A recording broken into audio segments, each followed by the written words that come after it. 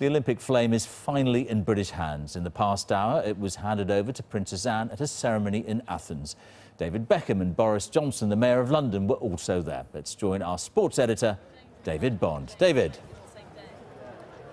Well, George, Greece has now given us the Olympic flame, but for much of the afternoon here, I'm afraid we gave them a real taste of the British weather. It really tipped it down. And after the flame was blown out in Olympia last week, you started to wonder if it was all a bit of a bad omen. But just as the torch was brought in here, the sun came out and it dried up. The ceremony went off smoothly and the flame is now on its way.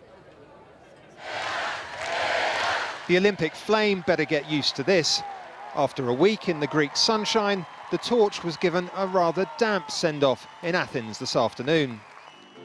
Despite that, the London 2012 delegation insists it won't dampen the impact of the flame's arrival in the UK. Handing over of the Olympic flame to Her Royal Highness, the Princess Royal, Princess Anne. This is an amazing moment for us. This is, as it were, lighting the touch paper of the 70-day fuse that is going to detonate with the great pyrotechnics of the opening ceremony. As the president of the British Olympic Association, the Princess Royal has been a central figure in the preparations for the London Games.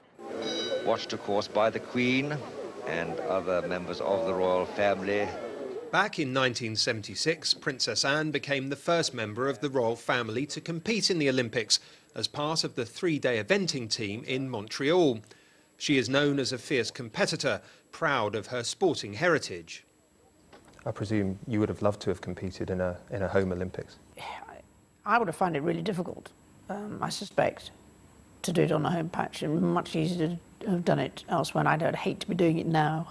That's all I can tell you. It's got worse.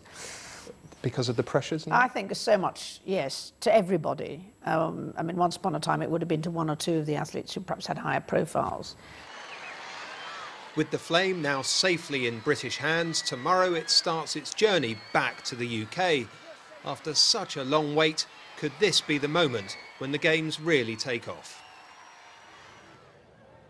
Well, George, from here, the flame has been taken to the British Embassy in Athens, where it will spend the night before tomorrow being loaded onto a special gold plane chartered by British Airways, which will fly into RAF Culdrose in Cornwall and then on to Land's End on Saturday for the start of its 70-day journey around the country. And although the relay has now started, we still don't know the answer to the big question: who will light it in the Olympic Stadium on July the 27th?